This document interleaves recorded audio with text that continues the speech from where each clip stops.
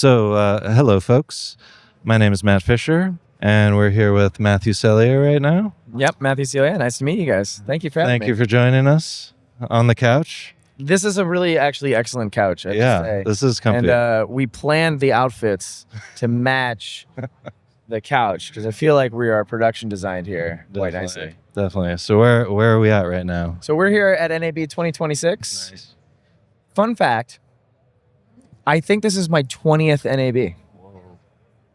I've been coming to this show for just such a long time, and it's changed and evolved so much. But not only has the show changed, I've evolved with the show. Like when I was in my early 20s, maybe like teens, like 2003, right? I was here as like a bright-eyed filmmaker and like, oh, look at all this cool gear and like, oh, what do they have here? And this is like pre-DSLR revolution, right? This is back when like I remember they had the Panasonic cam with like the piece of spinning glass in front of it that would give you that like cinematic depth of field. You know, I shot my films on film back then. Wow.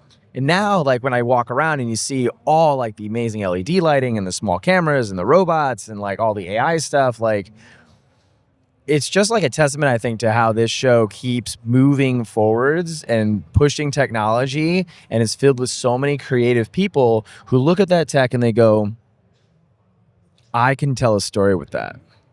And I think that is, like, for me, why I keep coming back to the show. It's so exciting. I get inspired. I talk with so many people who their whole goal is just to help creative people tell better stories. Nice. Yeah, this is definitely where our tribe is at. Yeah, so my people. I was here for literally 1 minute before someone I knew ran into me. Out of like, what, how many thousands of people are here? Yep. It's really cool. Yeah, I love when that happens. I ran into an old professor once. Like, as soon as I got to the show, he's right in front of me. And just like, Nisha? Yeah. It was awesome. Yeah, it's great. And yeah, just so much inspiration, seeing all the new stuff, seeing what people are making these days. And you see the trends kind of evolving over the years. This year, it seems like splats are the hot thing. Definitely. Last year was immersive. The year before that was virtual production was really hot. So yeah, after 20 years, you must have seen it all, man. I got scanned on the way over here. I stopped by the 4D booth and they scanned me. And so I have my own splat of myself doing, I think I'm like doing this. Like I was like doing some really ridiculous move because they were like, it's video, move around, because everyone just like assumes it's a photo. And so it's a video splat. And I'm like, that's incredible. Yeah. Very excited to see it. And then they showed me their examples on a Quest, and I was like, you know, to be quite honest, the resolution and the fidelity was not perfect. Yeah. And I think some of that might be Quest related, you know, for the hardware. Some of that might be just their process. I don't know. I need to get into it, but it was all very compelling. And as a vibe, I think you can lean into that right now as a creative too, in your storytelling. And maybe that is like, if you're going to spend 1,000 hours processing something for it to be just like a little bit more real, I'm not sure that's worth it, right? Like, audiences, they'll put that on and they'll be blown away. Yeah. They're not going to nitpick the hair detail and all this stuff because they don't really care about that. Right. They just care about the story and the spectacle. Yeah. And I think that's kind of like something that I'm seeing is I always want to do stuff at the very highest fidelity level, and I got to check myself a little bit because it's, you know, perfection is the enemy of good. No, perfection is the enemy of shipping anything. Right. Yep, I had to learn that with the iPhone and YouTube. Everyone's just shooting on an iPhone now because no one really cares anymore. And yeah, I'm not sure if like no one really cares is the right term, because I think that implies that like it's like people don't give a shit, right? But we're the only ones that really care. I think it's maybe a better way to reframe it in my mind, or the way I've tried to reframe it, is that the focus on the content is the important part. Oh. And sometimes you can get very lost in the technical perfection as a crutch to maybe hide the fact that your story maybe needed to bake a little longer, or you don't have a compelling enough character, you don't have enough of an arc. And so you trade on this idea of sensational cinematography or like really, really technically perfect stuff. And I don't know if that's really, you know, the vibe. I think what audiences want today is authenticity. Yeah. That's what I was going to mention. People want the real story, something that hits close to home. Yeah. And it's all about that story. Yeah. So we've been working on a really interesting project in the wetlands of Louisiana. Oh, cool. Have you ever visited Louisiana? No. Well, yeah, I was in New Orleans once. Cool. For a few days. So we've been working on Lafayette and Baton Rouge. Okay. And the Atchafalaya Basin, which is the swamplands there. Nice. And it's pretty phenomenal. I feel like I learned a lot and I know a lot of stuff, but I didn't realize how important the swamplands were to the health of the country, both from a climate preservation, ecology perspective, but also from an economic perspective. Yeah. 40% of the country's goods flow through the Mississippi River out the basin of Louisiana. Right. And the swamplands there, they are protecting the oil and gas pipelines, the shipping lanes. Yeah. And if they get destroyed, guess what happens to all that economy? Yeah. Stopped. And so we were down there exploring the challenges that the environment is facing due to overdevelopment, global warming, climate change, whatever you want to call it. Yeah. And what's refreshing about it is the scientists that we're speaking to, they're not these we just need to return things to the way it was. What they are is they're like, look, if we understand the systems of how, the prothonotary warbler population exists in the Atchafalaya Basin, if we understand their habitat and we understand how their ecosystem works, then we can design our civilization ecosystems to support them and us. Yeah. And I think that kind of not restorative ecology, but adaptive ecology is the crux of the film that I'm trying to make. And doing that in immersive is really special because you get to be on the ground, going through this beautiful swampland you may have never visited before. And then you get to hang out with these scientists doing the field work that matters. You see them catch and tag a bird. You see them pull water samples and core a tree. And you're really seeing oh, this is science. This is how we evolve. So I think these kinds of stories for me in immersive are the best. That's awesome. And so is it just following these scientists, your film? Yeah, I mean, we don't spend too much time with them. It's a short film, it's 20 minutes. Cool. But the idea is to bring people to the swamp and give them a taste of why the wetlands are important, why they should care, and what kind of happened organically. And this is going back to the authenticity talk is when I interviewed these folks, there was this theme that organically arose out of the work that they're doing and the viewpoints that they have about how to preserve and protect these ecosystems that kind of naturally started forming the basis of the film. What I went in with as a log line and thesis is not what I came out with. And I think that, being there and bringing that to people, that comes across really well. And that was exciting for me. I mean, that's the best part of docs, right? Yeah, and you're doing it in a completely new medium that is going to blow people's minds and Absolutely. take them even closer to the story now. Yeah. So what? So you're using the URSA Immersive. Yeah, we're shooting this on the Blackmagic URSA Cine Immersive. Nice. 90 frames a second. I have a photo of myself in the swamp wearing a Vision Pro on a boat. Awesome. Previewing the camera. Cool. We've since adapted the live preview system to work on Quest because it's a little bit more durable, I would say, for the swampy weather. Yeah. And I can share it with people a little easier. But the camera is one of the best cameras I've ever worked with. It's very forgiving to shoot on. If you flood the exposure, you got 15.5 stops of dynamic range, you can probably recover most of it. Cool. The focus is fixed, so you're not messing that up. Right. Yes, the data rate is high, but everything looks really good. And with the new announcements that Blackmagic has at this show, with the foveated static foveation and the main concept encoder, great. The quality is was really, really compelling. Yeah. Like, you're just on a boat going through this swamp. It's great. Yeah, that's gonna look sweet because they go. I've seen these shots, you know, where you go nice and slow. Yeah, we would take the boat, and then we would cut the boat, and then we'd just glide slowly through the water. Oh, man. And we had a Ronin that we attached the camera on the very edge of the boat. Crazy. You don't see the boat. Yeah. You just feel like you're gliding over the water. It's perfectly stable. It took a lot to rig that, of course, but the footage that came out of that was spectacular. Oh, that's amazing. Yeah, people will probably think it's a drone shot.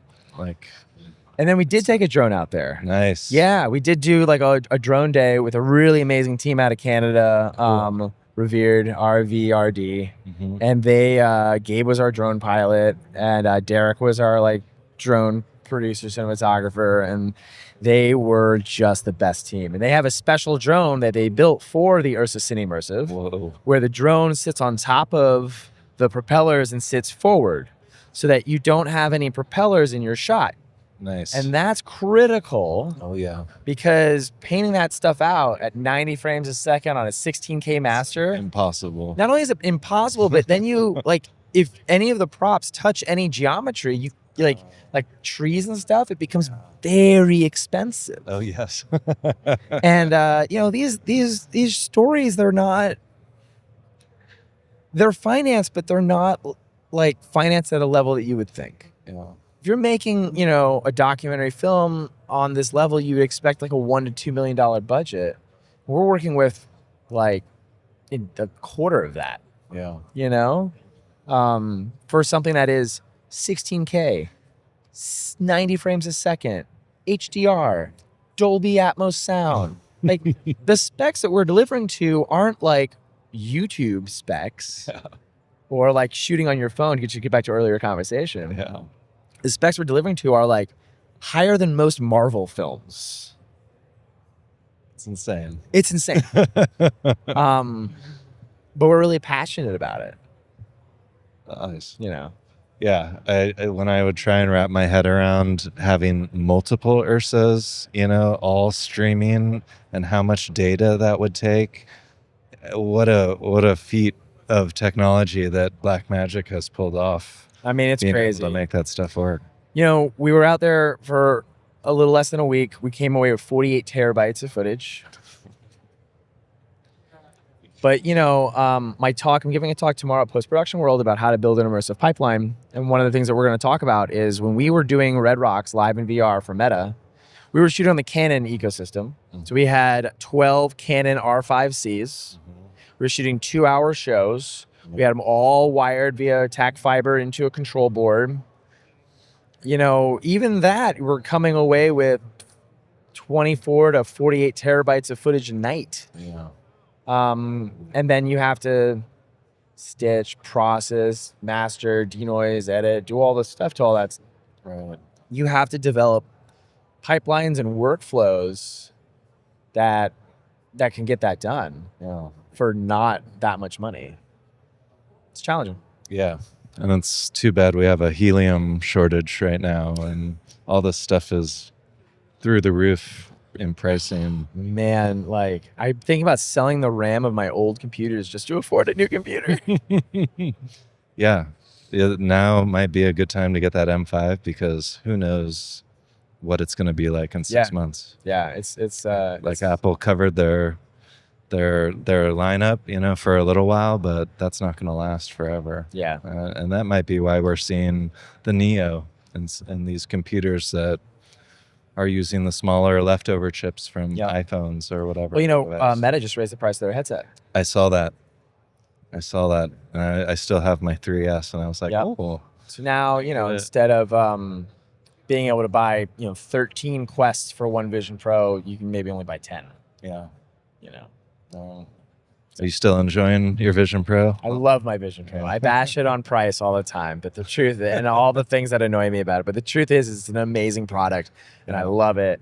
And I put it on my face, and it just feels comfortable, and it ties into the Apple ecosystem, and I like the interface, and there's a lot to love about it. It's good. I want to see a smaller, lighter version. Yeah. I do. Yep. I think that's what'll get the mass market, adoption going. Or at least to. multiple user support. Yeah. Just like your Mac has multiple user support. Yeah. Why does the Vision Pro headset not have multiple user support?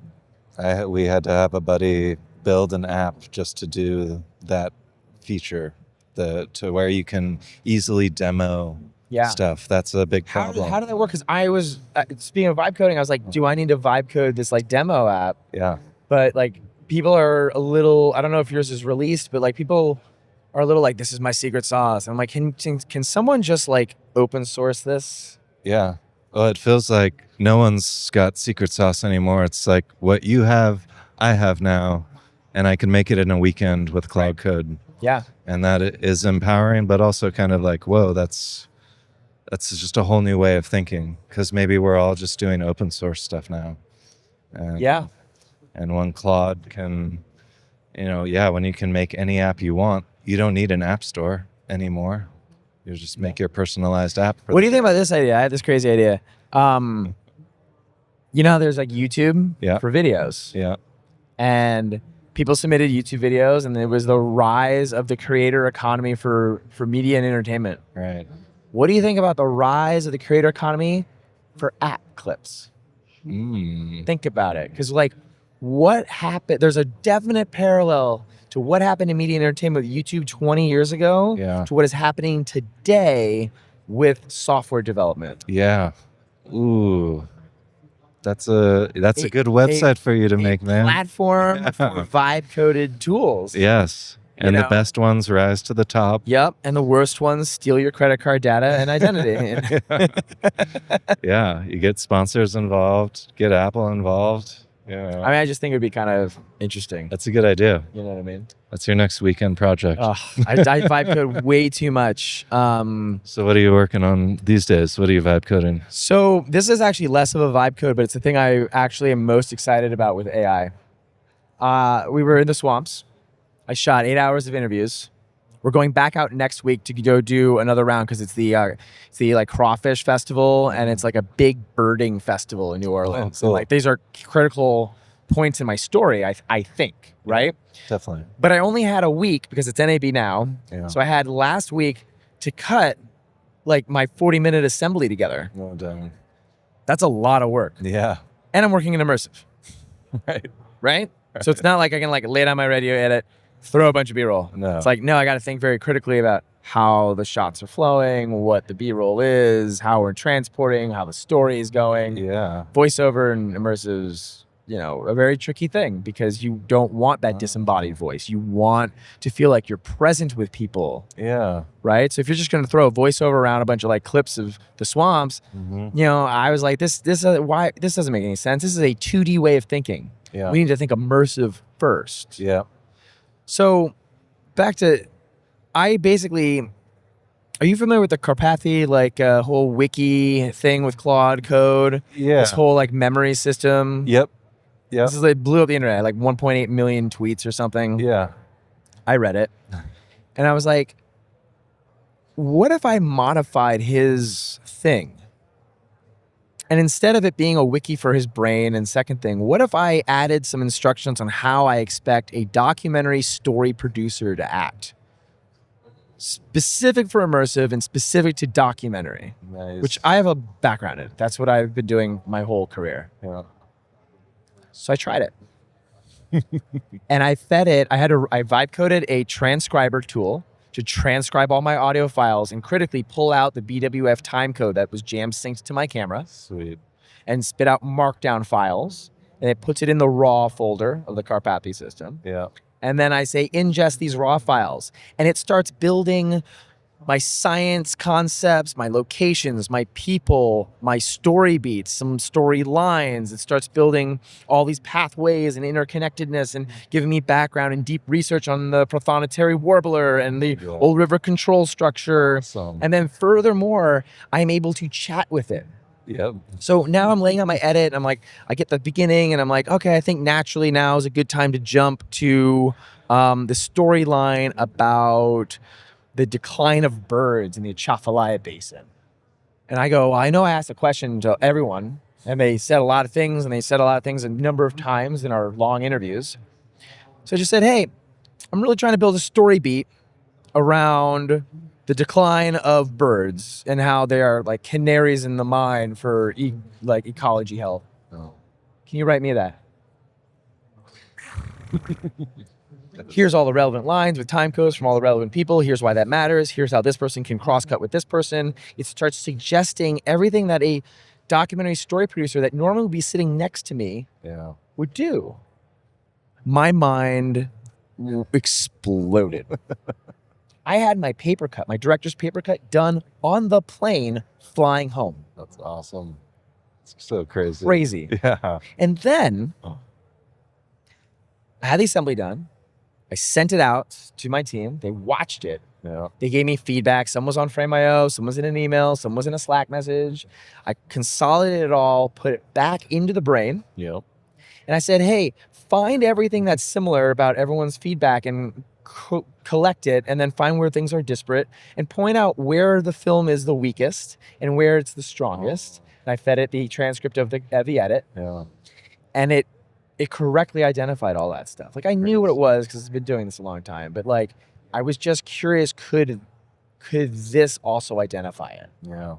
1000%. Wow. It picked out, That's there's scenes that crazy. weren't done yet because we're going to go out and film them next week, and it correctly picked out that these are weak.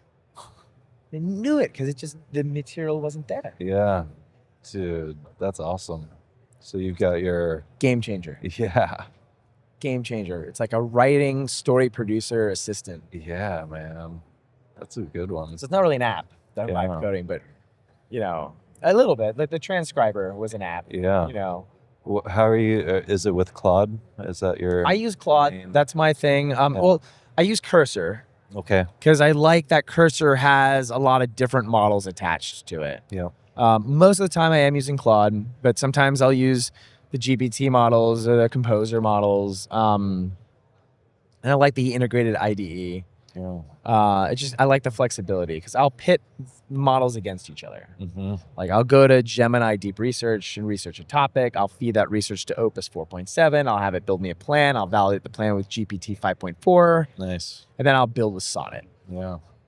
So you're multi-agentic. It works for me. Yeah. You know. And you could even have multi-agents in your editor assistant or your documentary assistant. Yeah. One that focuses on the writing, one that focuses on the story, one that focuses on finding these footage. Yeah, well, that's the next step, I think, right? So here at the show, I've seen a lot of stuff that's like identifying footage based on the semantics of it. And it's all 2D, so I don't know how well it'll work with fisheye lenses in VR. But the next logical step is it not only has an understanding of the transcripts of the audio, but it has understanding of the visuals. Yeah. And can now start not only just helping me lay out my story beats in my paper edit, but identify which visuals are strong and how to put those together and then pull those relevant clips. Yeah. I wonder if you could just cut the frame in half and just say, read that one side. Yeah, or just like, you know, like a punch in. Yeah. You know? But yeah, I wonder if the fisheye would kind of mess things up. Probably not. It's probably good enough. Yeah, I'm gonna try it. I'm gonna try it. Do you think these robots are gonna get so good that we'll be the assistant to the robot one day? No. It'll be like, AI is still like a junior level thing, but here's the problem. Yeah. I became knowledgeable about cinematography and documentary filmmaking because at one point I was a junior person. Mm-hmm. And I was training under more established, more experienced filmmakers who took me under their wing and taught me and like gave me the knowledge and the experience to like grow. Yeah. If all of us established filmmakers now just decide to use AI bots like I'm doing as our junior story editors, how will we be training the next generation? Oh yeah. So I think like we're at a critical juncture where we need to collectively come together to understand that yes, AI is going to help, you know, us produce and create content faster in all these ways, but we need to double down on our training. And we need to double down on apprenticeships and the craft of filmmaking. Yeah. Because if we don't come in to protect that valuable rite of passage, in a generation, we're going to be left with nothing. Yeah. We could be the next voiceover industry. Yeah. Something like that. Yeah. And the craft of filmmaking is what attracts me to making immersive, because it's so craft dependent. It's very meticulous. Yeah. And I don't want to lose that. And I fear that AI is a tool that I love and it's very powerful and I'm going to use it a lot, but maybe the time that I save needs to be spent training and educating the youth. Yeah. Yeah. That's a good idea, man. Because they're going to need help. And they're coming into a world that is really crazy looking. The future. They're terrified. Yeah. I was a mentor at South by, and I met with a lot of people. Yeah. And all of them were terrified. Oh, man. So that's too bad. We can change that. That's the thing. Like, we can sit here, we can say like, that's too bad. Yeah, and like, but like, we also can say like, you know what? I'm going to teach at a university. I'm going to start a YouTube channel to share some stuff. I'm going to hire extra people on my crew to shadow me, just to like learn. They have these programs in Europe. They're very successful. Yeah. Where like they'll bring on what they call trainees to work in camera positions, and they will be training them throughout the show. And that's kind of apprenticeship is not as common in the United States. And that I think is a missed opportunity. Yeah. Yeah. The narrative that everyone's going to lose their job is just a narrative. Like you don't have to believe that. You can do your own thing and go against the grain and do what you know is right. Right. Which is more human contact. Yeah. 1000%. Yeah, man. Crazy. It's like scary and exciting all at once. It is, and I think we have to embrace it. I think we have to embrace it as filmmakers, because the reality is every single generation has faced something like this. You know, the people who shot on film were terrified of digital. And the people who made silent movies were terrified of talkies. The people who made movies were terrified of television. Like, this isn't a new narrative. Yeah. This is the same old narrative, just dressed up differently. Yeah. And we can either choose to ignore all of those narratives before and make the same mistakes, or we can look at what's happened in the past and go, you know what the solution out of this is? It's XYZ. Yeah. Cool, man. It's a good idea. I like that. Yeah, dude. What else are you working on? Vibe coding. This was something that we talked about that I think you were excited about. Was I wanted to do time lapse on my URSA Cine Immersive. Yeah. And it does not support time lapse mode. Isn't there a time lapse? There's a time lapse thing in the menu, but that doesn't work in the menu. There's no. I think I've seen that. No, not in the URSA Cine Immersive. Okay. I think on other cameras, perhaps. Okay. It's not a good time lapse mode. It's just a one frame knockoff. You can't touch the shutter speed or anything. But yeah, I mean, I haven't looked at the latest firmware. This was last year when I. Oh yeah, no, it's definitely not on the URSA Cine. So what I wanted is I wanted a real intervalometer. Yeah. You can put the camera in 12 frames per second mode. Nice. And you can get your shutter to 360 degrees. Yeah. So that's as most that you're going to get. Okay. But you do want that. You want like the most open shutter. You want motion blur. Yep. Because that's what looks smooth. Mm-hmm. And so then, you know, luckily we have built-in NDs. So you ND down, right? Oh, cool. It's very cool. But the problem is there's no like take one frame, take one frame, take one frame. Yeah. But the camera has a REST API. Whoa. You can control every feature of the camera from a computer. Dude. Oh my gosh. So what I did is I fed the REST API into Claude. I fed my knowledge of how intervalometers and time lapse works, because I've done a lot of that into Claude. And then I don't really know how to make iOS apps, but it walked me through that. And I said, hey, let's make an iOS intervalometer app. Yeah. And so what it successfully did is it had to be two apps. The first app is a camera controller, where it fires off the minimum. It sets the settings up properly and then fires off a minimum B-raw clip, which I think is like still 10 seconds or a few seconds. It's not like one frame. Interesting. I think it's like 1 or 2 seconds, right? Okay. But it's still a clip. Yeah. And it fires off that at the interval that I specified, which is controlled by the iPhone app. Because I wanted to control like how long, how many frames. And I built a calculator too to say like, if I want a 5-minute time lapse at XYZ frame rate, then I need to shoot this long and shoot at this interval, right? So it does that, and then you're left with a literally hundreds of files on your URSA Cine Immersive. Right. So you copy that over to a hard drive, and then I built app number 2, which is the time-lapse extractor. Yeah. So that reads the folder of B-RAW. It uses the B-RAW SDK, also freely available from Blackmagic. Thank you, Blackmagic, for like making this all like actually workable for creators. Yeah, that's cool. Takes that SDK, decodes the B-RAW. You have some exposure settings that you can adjust if you need to. Nice. And then pulls either the first frame, the last frame, the middle frame, or both the first and the last frame. Cool. And then writes like a TIFF out of that. And then you can just feed that TIFF into Resolve or Lightroom or whatever you use to process your time lapse usually. Yeah. And it is a 16K, 8K per eye, beautiful stereoscopic thing.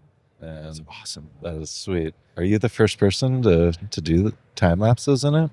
I mean, I know Hugh Ho's been doing time lapses, but I don't know how he's doing time lapses. But for I haven't. I feel like I've never seen time lapse. Yeah, I've never seen any immersive time lapses. Yeah, I think he's just like speeding up. The clips. Hugh Ho, yeah. He's just speeding some stuff up, and they look great. Yeah, like I think he is such a great filmmaker. He's always pushing the boundaries. Yeah, but I needed like more control. Yeah, we want those laser lines. You know, you gotta, and that smoothness. Yeah, when the people are blurred. Yeah, like I want the smoothness of people. Right. Otherwise, it starts to look a little like a it just looks a little fake to me. Yes. You know? Yep. Like it just looks like you sped up the footage. Yep. And that's what the Blackmagic time-lapse mode used to be like. Yeah. It was just kind of that easy digital time-lapse style. Yeah. So yeah, you need to blur it out a little. So anyways, we're gonna do this next week in the swamps. We've got some time set aside to do some time-lapse. Sweet. So I'm putting the final touches on the controller, and I'm excited to share the footage pretty soon. Oh, that's awesome. I really think that, again, this is the age where, as a creative person, I can harness the power of agentic coding to build the tools for me to tell my story. Yeah. Without limits. Yep. And that's the most freeing thing. Yeah. It's awesome. Yes. It's a whole new world, it feels like. And it's just like, oh, I'll just make my own tool to do that for my crazy idea. Let's go see if it works. Yeah. And it's let's go see if it works. Yeah, and it's super fun making it. And if it doesn't work, well, on to the next idea. Like I've got 1,000 of them. You know, when you're taking risks, you want to take a risk that is, you don't want to, failure is inevitable, but you don't want the failure to tank your whole company, right? So you need to be able to like win and win big and lose not too much. Yeah. That's important for small edge companies like Lightsail, which are trying to push the boundaries of this stuff. Yeah. Is like if we need to like hit home runs that win big, but if that home run fails, like we don't want it to like end the story. Right. And that's a hard thing as an independent, small boutique production company. Totally. It is a fine line that you have to walk. I mean, a lot of VR companies are not around anymore for a reason. Right. Yeah, we're seeing that trend a lot, even with the game companies. Yeah, I mean it's really hard. And I'm not to say that like anything I did was special to get us to celebrate 10 years of being in business. Yeah. But I think for us it's just slow and steady wins this race. It's a marathon, not a sprint. The market is growing, but maybe growing slow. And maybe, I think the critical success point for all VR companies entering this market is to think about how do you service the size of your audience within those means and grow organically, as opposed to the traditional VC, let's pump a bunch of money into this and see what happens. Right. Like nothing will kill your company faster. Yeah. Dang. How is Lightsail doing? I saw you guys had your 10-year We did. anniversary We just celebrated party. 10 years. Yeah, it looked like a fun party. It was party. really fun. It was fun to go back through all the photos. I mean, Lightsail started very tiny, just me and Robert in like a room like the size of this couch, awesome. With like 4 computers.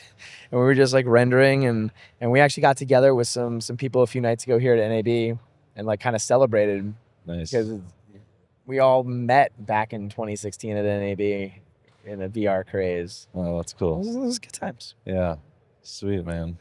what are you guys? What's next after? Do you have any projects after the wetlands doc? Yeah. So we hopefully are going to go out and continue making some of these educational films and some of these like conservation films, because I'm very passionate about them. Yeah. So we have got a few more in development.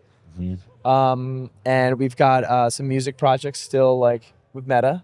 Oh, nice. And we are also, we're doing some marketing stuff as well for Amazon. Cool. I don't know if you see The Boys, the show The Boys. No. But we did the season 5 website. We built Awesome. we built a immersive podcast studio. It's a 360 podcast studio where they do the mansplaining podcast, the deep. And we built an interactive podcast soundboard, so you can tap it on the web and hear all these very inappropriate phrases. It's a great show to work on, and it's about the DNA of Light Sail is these in-universe original concepts. Yeah. We take a story and a property and a universe that audiences love, and we're not replacing it. What we're doing is we're deepening the story. We're augmenting it. We're giving a way for fans to engage in an immersive level. And that's the most fun for me. Yeah. It's exciting. We get to feel that energy of fans interacting with the site. Yeah. And we get to play in a sandbox from some of the most talented people working in entertainment today. And that's just a gift. Oh, that's cool. And that might be the secret sauce these days for companies, to be multifaceted and be doing, have your fingers in a few different areas. It's true. I mean, making immersive films is definitely a focus for us and a passion of mine. The core of Light Sail, even though we're Light Sail VR, which everyone's like, you should drop the VR, but I'm like, I don't know. The core of it is what I just said. It's story first, in-universe original content. It's telling stories in an immersive way, and that can be in a headset, that can be on a 360 website, that could be in a location-based experience, like we just did Felix and Paul's Interstellar Arc here in Vegas. Oh, cool. And that was pretty wild. So. We're gonna go to the Sphere tonight and see the Wizard of Oz. Nice. Yeah, it's interesting. I'm really excited. For me, good, bad, it's all good. Yeah, because you learn so much from it. Yeah, and they tried at least, and we're seeing the little pitfalls that maybe the AI upscaling or whatever they were doing. You'll see it in their faces. Sometimes you're like, whoa, so-and-so looks really weird. But then you look around and that they were able to expand these old movies. That gets you thinking, oh my God, there's like 100 years of movies. And Wizard of Oz is kind of the perfect film. When you think about it. Yeah. Because the way it's shot in the 1930s is very proscenium based. And immersive filmmaking today is very proscenium based. Yes. Like the way we make normal 2D films today would never work for that process as the Sphere, because it would be literally impossible. But the way they shot movies in the 30s is actually a lot like how we shoot immersive films today. That's very true. Bigger camera, slower moves, more staging, more depth of field. Yeah. Like you look at Citizen Kane. When's the last time you watched Citizen Kane? 10 years ago, probably. It's worth picking back up and analyzing it from an immersive. Now that you're playing in the sandbox, think about all of the techniques Orson Welles is using in Citizen Kane. And by the way, this was a touchstone film when we were doing The Faceless Lady for Meta. The director and I studied the camera moves of this film, and he was like, yeah, look at these deep frames and how actors are coming to the camera, and he was breaking it down. I was like, John, you're brilliant. He's a great director. And that for me was a real unlocking moment where I was like, there's a lot for us to learn in immersive by watching the films of the past. Yeah. Yeah. It does feel like the verite, fly on the wall style of shooting, where you just park the camera and let your characters tell the story type of thing. And you're just there experiencing it. And I love that type of slowed down type of stuff to watch. One guy I was talking to he's like, oh, I watched Avatar and it's so crazy, everything's moving around, but then I watched an immersive film and it's just, there's no movement, you're just sitting there. And I was like, well, It's just different flavors of the medium. You're sitting there, but you're also like, yeah, you have freedom now to look anywhere. you know. That's very empowering. I feel like to a viewer. Concerts, I think, work really well. Yeah, in immersive, because you're like seeing what the drummer is saying to the bass player, and then like, the backup singers are going, and then like, Shawn Mendes comes out, and you're just like, man, I'm here. Yes. Because I'm just like at a live concert, I'm choosing what to focus on, what to watch, what to take in, what to absorb, and I'm almost creating my own narrative. And that is the secret sauce of immersive, is the audience is not passive. The audience is mildly active. The engagement there forms a connection that a flat screen cannot ever replicate. Right. I mean, flat screen content can be very compelling. It can make you cry, can sear your memory with images. It absolutely is an incredible medium. Yeah. What immersive does is it just gives you something very different when done correctly, where it's almost like a dream or a memory that you had. Yeah. It's very cool, man. It's fun. Yeah, I hope they try and expand some of these older films, bring them out of the 3:4 format, the square. And have you seen The Matrix at Cosm? No, not yet. Okay, so that looks awesome. Go see it, guys. I was having this conversation with this guy Peter here at NAB a couple days ago. Frelick? Yeah, nice. Peter Frelick. Yeah, great guy. Shout out to virtually everything. Love that guy. His hat, so cool. Oh, cool. We're having this conversation where when you first see a film that you love, it's the first time you watched it and you're so present and you're so in the moment. You're like, that's amazing. And like, yeah, you may go back and rewatch that film, but you'll always maybe somehow compare it a little bit to the first time you watched it. Yeah. You'll always be like, oh yeah, I know it's coming. Oh, I saw this. Or I remember how I feel with this. Right. You never quite have that same like lightning in a bottle point. And I bring this up because I was doing some guided meditation, and the person was talking about this idea of being present.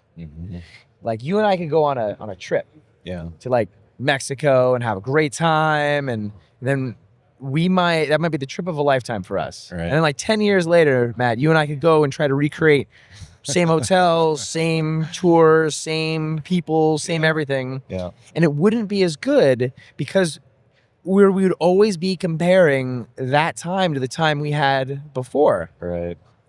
And that is because we wouldn't be 100% present in the moment. So the goal in life is to try to be present in the moment for true happiness. Yeah. When I went and saw The Matrix at Cosm, they added just enough new stuff around a film I've seen like 100 times. It made me feel like I was watching it for the first time again. Yeah. And that pure surprise and delight for me was incredible. Yeah. And I felt present and alive, and I loved it. And I hope they continue to explore that format.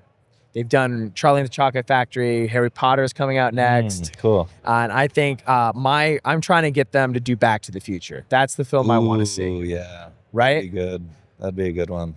Yeah. Well, you'll feel that way about Wizard of Oz because it's like you're watching it for the first time because you're noticing. I mean, they must have used Unreal Engine for a bunch of these shots because they look amazing, you know, and especially on that big screen. I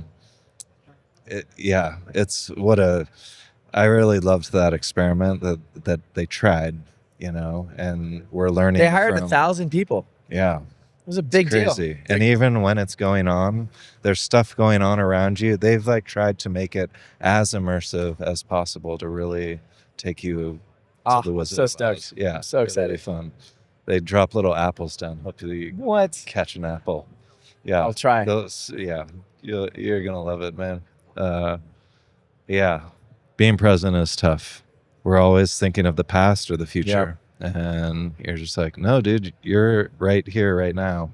But yeah, it's tough. And with the cell phones, we could go to that trip and just be on our cell phones. And, you know, that's what a lot of people are doing these days. They're just out of touch. Kind of sad. It is. It is. Yeah. Are you into bird watching at all? No, but I saw that. Did you see that YouTube birder video? Listers. Yes. Yes. I loved it. So good. Yeah. I down in the swamps, we went out with the like major ornithologist, like probably one of the most famous ornithologists in the country. Cool. Dr. James Van Remsen Nice. has been studying birds for 60 years.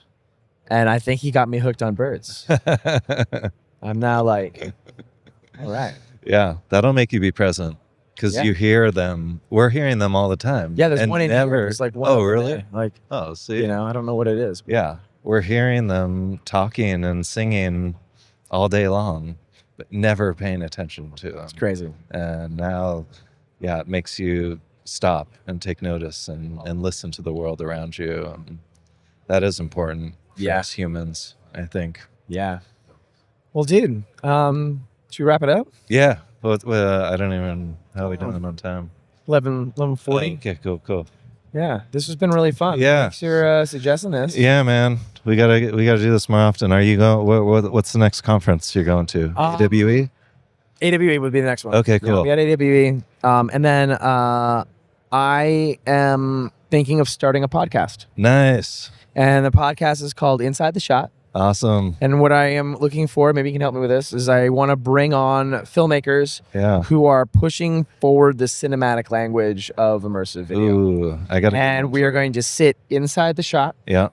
And we're going to talk about what the challenges were to make it. And so I think this is another place that filmmakers can publish. So maybe you can help me with that. Yeah. And we can collaborate. And Oh yeah. Well, I've got a few. doing. Yeah, I've got a few folks I should send your way. Cool. One of my buddies, Dane, out in Sweden, he's doing great. the same thing. He's got the URSA, and now he's building all the tools that he needs to get that into an app and onto the Vision Pros, and it's amazing, what we're capable of now. So that sounds cool, man. Thanks so much, man. Yeah, thank you. Appreciate it. Appreciate it. All right.